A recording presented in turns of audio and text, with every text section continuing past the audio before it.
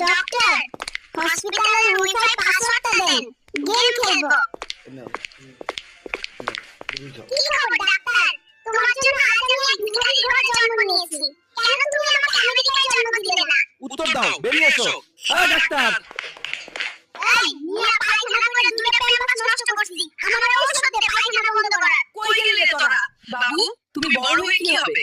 আমি বড় হয়ে সুন্দর একটা মেয়েকে বিয়ে করব, কাপল ব্লগ শুরু করব, আর বইয়ের ব্যবসা করে কোটিপতি হব।